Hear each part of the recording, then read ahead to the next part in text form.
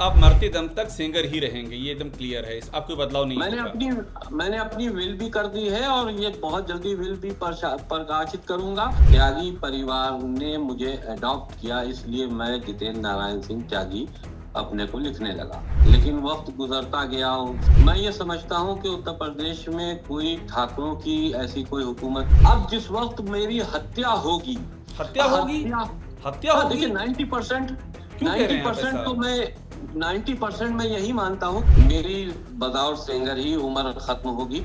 हमारी चिता को अग्नि दे। लॉरेंस बिश्नोई का नाम सुना है आपने? हाँ जी हाँ, बिल्कुल सुना है। नमस्कार, मैं अभिषेक उपाध्याय, आप देख रहे हैं टॉप सीक्रेट और हमारे साथ मौजूद है इस समय जितेंद्र सिंह सेंगर। ये मैं एकदम ताज़ा परिचय दे रहा हूँ, इसके पहले जाएंगे तो परिचय उनका जितेंद्र नारायण त्यागी, और उसका जो पहला परिचय जिससे शुरू में हम लोग जानते थे, वसीम रिजवी हमारे साथ हैं। ये तीनों परिचय मैंने इसलिए दे दिए ताकि जो भी उनसे वाकिफ़ हों वो इस पूरे सिलसिले को समझ जाएं। तो देखिए, मैं आपको अब सिंगर साहब कह के संबोधित कर रहा हूँ, ना मैं आपको वसीम रिजवी कह रहा हूँ, ना जितेंद्र नारायण त्यागी कह रहा हूँ, आपने जो नया नाम धरा है उससे संबोधित कर रहा हूँ। तो पहले ये इस रहस्य से पर्दा उठाइए कि आप वसीम रिजवी से जितेंद्र नारायण त्यागी हुए, सबको मालूम पड़ा। अब जितेंद्र नारायण त्यागी से जितेंद्र सिंह सेंगर कैसे आप रातों रात हो गए, इसके पीछे क्या रहस्य है, इससे पर्दा उठाइएगा। नमस्कार, आपको और आपके सभी दर्शकों को दीपावली की शुभकामनाएं। देखिए, जब मैं सनातन धर्म में मैंने घर वापसी की थी, तो दासना देवी मंदिर गाजियाबाद में मेरी घर वापसी हुई थी और महाराज यति नरसिंहानंद जी ने मेरी घर वापसी कराई थी। तो उस वक्त ये मसला आके फंसा था किस जाति में हम जाएंगे, किस तरह से हमारा नया परिवार चलेगा, किस परिवार में हम जाएंगे। तो ये तय हुआ कि त्यागी परिवार ने मुझे अडॉप्ट किया, इसलिए मैं जितेंद्र नारायण सिंह त्यागी अपने को लिखने लगा। लेकिन वक्त गुजरता गया, उसके बाद हमने उस परिवार से कई बार संपर्क करके कहा कि भाई मुझको अपनी आईडीज बदलनी है, मुझे अपने विल करने हैं, मुझे अपने जो और जरूरी कागजात हैं उसमें अपना नाम अंकित करना है, तो मुझको एक लेटर चाहिए है, वो आप दीजिए। तो वो लेटर उनके जरिए हमको नहीं मिल सका, वक्त बहुत तेजी से गुजर गया और वो भी अपने काम में बहुत ज्यादा बिजी रहे। तो इसी बीच में लगभग 1 साल पहले हमारी मुलाकात प्रोफेसर प्रभात कुमार जी हैं, प्रभात कुमार सेंगर जी, ये गोकुल कांगड़ी विश्वविद्यालय हरिद्वार के प्रोफेसर हैं। और उन्होंने, जब मैं जेल में था धर्म संसद के मामले में, तो उन्हीं ने मेरी जमानतें भी ली थी और उस वक्त से मेरे उनके अच्छे संबंध थे, उनके परिवार से अच्छे संबंध थे। तो उन्हीं ने कहा कि भाई ठीक है, मैं चाहता हूं कि मैं आपको अपने अपने परिवार में आपको ले लूं। तो मैंने कहा ठीक है, मुझे कोई आपत्ति नहीं है। तो फिर अभी 1 महीना पहले उनके परिवार में एक कोई पारिवारिक कार्यक्रम था, उसमें उनका पूरा परिवार इकट्ठा था। तो उसमें उन्हीं ने मुझे भी बुलाया, पूरे परिवार से उन्हीं ने मेरा परिचय कराते हुए और सबकी सहमति ली कि हम इनको अपने परिवार में ले रहे हैं। आज से आपके चाचा, मामा और आपके भाई होंगे। तो पूरे परिवार में बहुत खुशी के साथ में उन्हीं ने मुझे एक्सेप्ट किया और एक्सेप्ट करने के बाद मुझको जो कागजात भी थे वो भी उन्हीं ने लिख के दिए, बना के दिए। तो ये तो 1 महीना पहले तय हो चुका था, लेकिन क्योंकि मैं ये चाहता था किसी अच्छे शुभ दिन में मैं तो इसको। आपने दीपावली का दिन चुना सेंगर साहब, जब आपने ये ऐलान किया कि आप जितेंद्र नारायण सिंह सेंगर हो चुके हैं। मुझे एक बात आप ये बताइए कि आपके सिंगर होने पर इस समय बहुत चर्चाएं हैं, और देखिए, मैं तो ये मानता हूं कि सोशल मीडिया पे जो चीज़ें चलती हैं वो भी बहुत हद तक नैरेटिव तय करती हैं और वो भी बहुत हद तक बहस का मुद्दा बनती हैं। अब बहस का मुद्दा ये बन गया है कि आप जितेंद्र नारायण सिंह सेंगर इस समय इसलिए हो गए हैं क्योंकि एक ये भी एक लगातार ये बातें चल रही हैं कि भाई यहाँ पर एक जात विशेष का को फायदे मिल रहे हैं, उनको वरीयता मिल रही है। बहुत लोग ठाकुर राज का आरोप लगाते हैं इस सरकार पर। तो ऐसे में त्यागी साहब मौके का हवा, मौके की नज़ाकत देखी और वो सेंगर साहब हो गए हैं। क्या आपके जहन में कुछ ऐसा भी है कि वर्तमान जो स्थितियां हैं उसमें ये चेंज आपके लिए फ़ायदेमंद होगा सेंगर साहब? देखिए, अब क्योंकि ये समय से आप जोड़ रहे हैं, ऐसा नहीं है मैं बिल्कुल नहीं जोड़ रहा प्रदेश हूं, मैं में। तो आपको वो बता रहा हूं जो तो सोशल मीडिया जैसे पे चल रहा है। जो लोग सोशल मीडिया पे चर्चा कर रहे हैं, सबके अपने अपने व्यू होंगे, लेकिन मैं ये समझता हूं कि उत्तर प्रदेश में कोई ठाकुरों की ऐसी कोई हुकूमत नहीं चल रही, या ठाकुरों को अलग से कोई बेनिफिट नहीं मिल रहा। कानून सबके लिए बराबर है। योगी सरकार में जिस तरह से सबको एक एक दिशा दी जा रही है। और देखिए, आज कल एक नारा भी बहुत चल रहा है कि बटोगे तो कटोगे। तो बंटने का मतलब क्या है? क्या कोई जातियों में बांटने की बात थोड़ी ना हो रही है। बात हो रही है कि सारी जातियों के लोग, सब सनातनी हिंदू हैं, सब यूनाइट हो।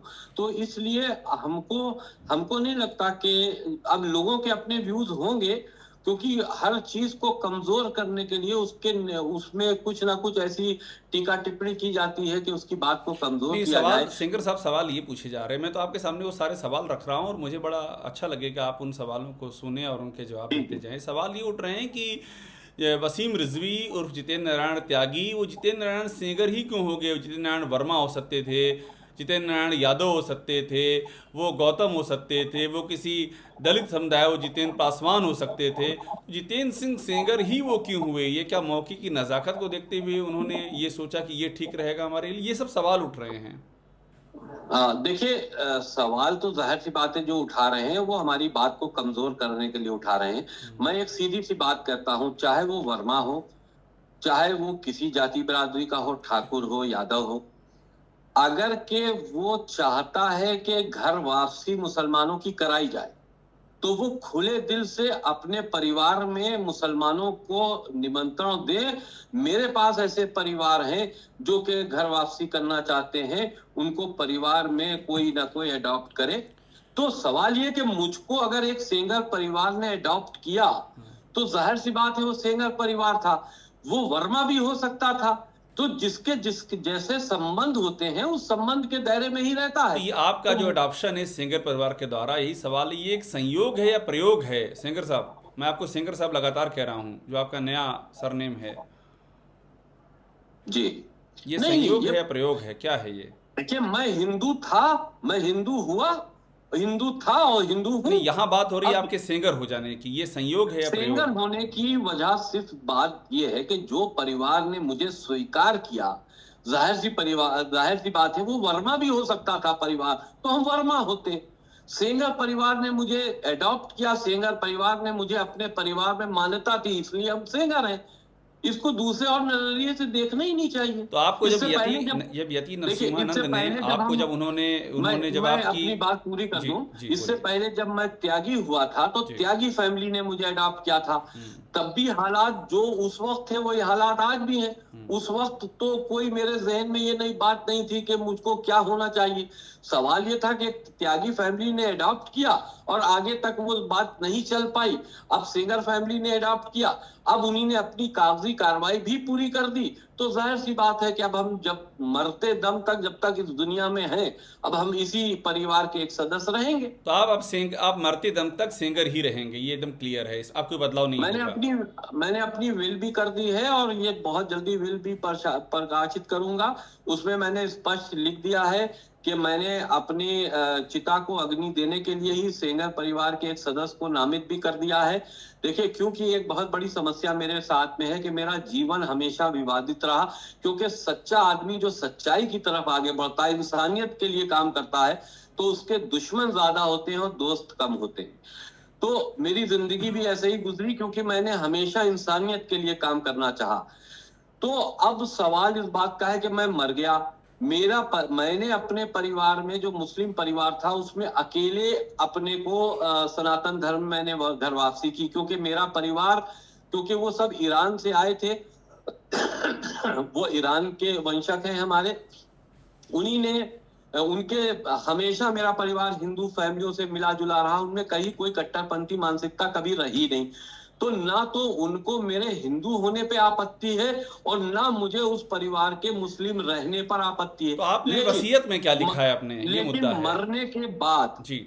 मरने के बाद आपको याद होगा, महमूद ने भी ये बात कही थी अपने जीवन में कि जब मैं मरूं, महमूद एक्टर जो थे, तो मुझको मेरे शव को जलाया जाए, अग्नि दी जाए, लेकिन मरने के बाद उनको दफन कर दिया गया।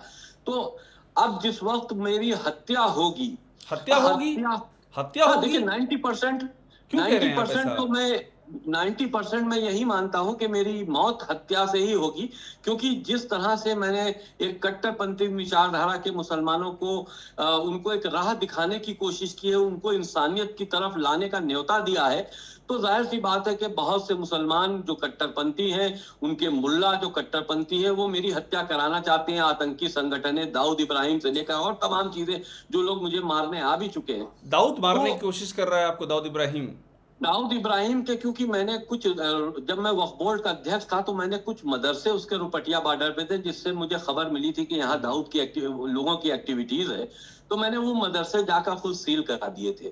उसके बाद से उनके लोग मुझे मारने आए, जो दिल्ली क्राइम ब्रांच ने पकड़े थे। तो अब ये बात तो वो पूरी कीजिए। आज, अभी आपने जो बात कही कि मैंने वसीयत की है कि जब मैं मरूंगा, जिसको आप ये भी आरोप लगा रहे हैं मेरी हत्या होगी, तो उसमें आपने क्या लिखा है? आपका जो आपने अंतिम संस्कार है आपने वो लिखा है, और क्या क्या लिखा है? और क्या ये भी है मैंने कि आप बतौर उसमें, सेंगर ही आपकी अब आप क्या उम्र बीतेगी? मेरी बतौर सिंगर ही उम्र खत्म होगी, और मैंने उसमें अधिकृत एक सिंगर परिवार को किया है कि वो हमारी चिता को अग्नि दे, और मेरे मरने के बाद कोई ऐसा विवाद ना हो कि मेरे परिवार के लोग चाहें कि मुझे दफन कर दिया जाए तो कहीं ले जाके दफन कर दिया जाए। तो मैंने उसमें साफ लिख दिया है कि हिंदू रीति रिवाज के साथ में मेरी अग्नि को चिता दी जाए, फुला फुला शख्स मेरी अग्नि को चिता देगा, और जो मेरी अस्थियों का विसर्जन होगा, क्योंकि देखिए आपको शायद मालूम भी होगा कि जगत गुरु महाराज राम भद्राचार्य जी ने मुझे अभी कुछ दिन पहले दीक्षा दी थी, तो वो मेरे एक रिश्ते से गुरु भी हुए। तो मैंने ये कहा है कि मेरी जो अस्थियों का विसर्जन, अगर उनका स्वास्थ्य ठीक रहे तो उनके हाथों से गंगा, पवित्र गंगा में किया जाए, अगर उनका स्वास्थ्य उनको इजाजत दे तो कई बातें उसमें भी लिखी हैं, और जब मैं उसको प्रकाशित करूंगा तो आप देखेंगे कि उसमें मैंने कितने अल्फाज और क्या क्या चीजें लिखी हैं।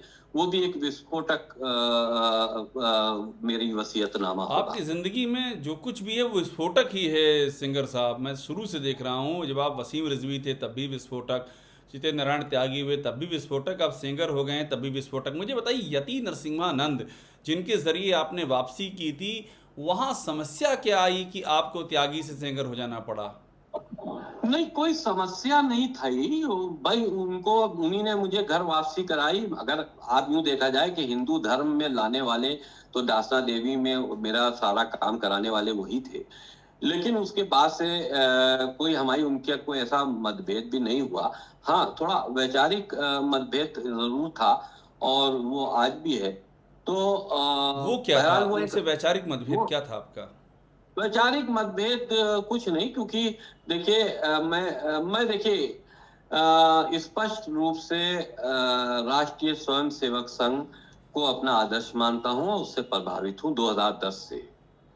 और मैं कोई भी इदारा या कोई भी व्यक्ति अगर के राष्ट्रीय स्वयंसेवक संघ के विरुद्ध कोई कार्य करता है या बात करता है, तो थोड़ा सा हमें तकलीफ जरूर होती है। बहुत से ऐसे मतभेद हैं जो मेरे कई दोस्तों से भी हुए, सनातन धर्म के कई व्यक्तियों से मेरे ऐसे मतभेद हैं जो राष्ट्रीय स्वयंसेवक संघ को बुरा कहते हैं। तो मैं ना उसकी बुराई सुन सकता हूं और ना मैं उस पर ये बर्दाश्त कर सकता हूं, क्योंकि मेरे दिल के अंदर जो है वही बाहर है। इसीलिए मैं एक हमेशा से सच्चा व्यक्ति रहा, और जाहिर सी बात है, जब आदमी सच्चा होता है तो सच्चाई का साथ देने वाले कम होते हैं। और मेरा यति जी से कोई मतभेद नहीं है, किसी चीज को लेकर मतभेद नहीं है। बस सनातन धर्म में घर वापसी के बाद हम अपने कामों में बिजी हो गए, वो अपने कामों में बिजी हो गए, मेरा उनसे सीधा संपर्क ज्यादातर नहीं हुआ।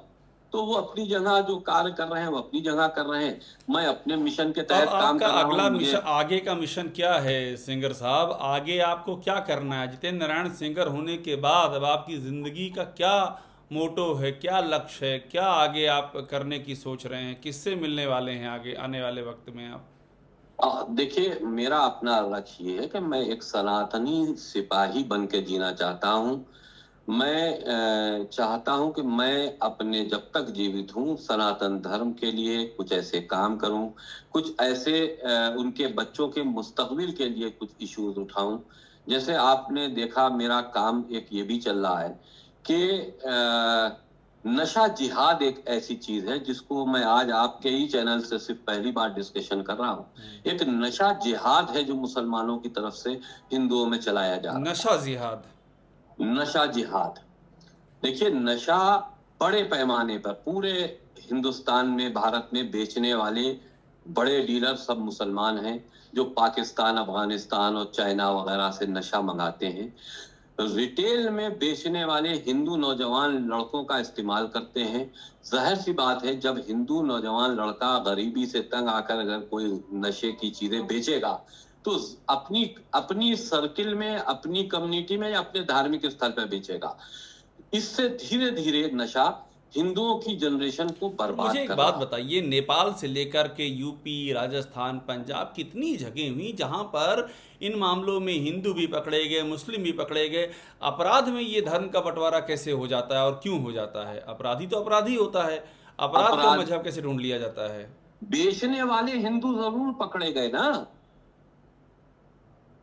मैं तो कह रहा हूं, बिकवाया हिंदू नौजवान लड़कों चाह रहा है वो अपने धार्मिक स्थलों। मैं आपको मिसाल देता हूं, जामा मस्जिद दिल्ली चले जाइए, जामा मस्जिद के आसपास आपको कहीं कोई नशा नहीं मिलेगा। पास में हनुमान मंदिर है, वहां चले जाइए, हर तरह का नशा ले लीजिए। कौन बेच रहा है? लॉरेंस बिश्नोई का नाम सुना है आपने? हाँ जी, हाँ, बिल्कुल सुना है। अब ये बताइए, मैं वही आपसे कह रहा हूँ कि अपराध को जब आप बांटते हैं अलग अलग जातियों में, इतना सा लॉरेंस बिश्नोई ने बाबा सिद्दीकी को पर मारने का आरोप लॉरेंस बिश्नोई के गैंग पर है, सलमान खान को खतरा है, इस पर क्या कहेंगे आप? अब देखिए, वो एक क्राइम की दुनिया है और वो, मैं उससे तो अलग हूं और मुझसे इन सारी चीजों से नहीं है। लॉरेंस बिश्नोई का जो भी उनके लोग क्राइम कर रहे हैं, वो जाहिर सी बात है कि अगर वो कर रहे हैं तो जाहिर सी बात है वो एक क्राइम है। किसी की हत्या कर देना, उसको मैं सही नहीं मानता। लेकिन अब उनके अपने मोटिव होंगे, उनका अपना क्राइम, उनका एक कारोबार है। आप खुद को सुरक्षित महसूस कर रहे हैं? जब तक मैं जिंदा हूं, हर पल सुरक्षित हूं। जिस वक्त मेरी हत्या हो जाएगी, जाहिर सी बात है दुनिया को छोड़ के चला जब जाऊंगा। आपको लग रहा है आपकी हत्या हो जाएगी तो आप सुरक्षित कैसे हैं? यही तो सवाल है मेरा, सिंगर साहब। क्योंकि मैं ये जानता हूं, कि वो मुसलमान जो कि कट्टरपंथी है, वो कभी भी असलियत अगर कह दी जाए तो जाहिर सी बात है इसके लिए मुसलमान मुझको माफ नहीं करने वाला। मैं अकेला संघर्ष जरूर कर रहा हूं इस मामले को लेके, लेकिन तो आपको मैंने अपनी जान का खतरा दिखाई दे रहा है आपको? जाहिर सी बात है कि जब एक बहुत बड़ा समूह, एक बहुत बड़ा आतंकी ग्रुप, एक बहुत बड़े क्रिमिनल्स अगर मेरी हत्या की साजिश में लगे हुए हैं, तो एक बकरे की माँ कब तक खैर मनाएगी? जब तक जीवित हुए तब तक जीवित है। सेंगर साहब, हमसे बात करने के लिए आपका बहुत बहुत शुक्रिया। जितेंद्र नारायण सिंह सेंगर हैं, जो पहले जितेंद्र नारायण त्यागी थे, उसके पहले वसीम रिजवी, अपनी बात कहते हुए और ये भी कह रहे हैं कि अपनी वसीयत कर दी, जल्दी वो वसीयत सामने आएगी और वसीयत बहुत ही विस्फोटक होगी और मरते दम तक वो अब जितेंद्र नारायण सेंगर ही रहेंगे।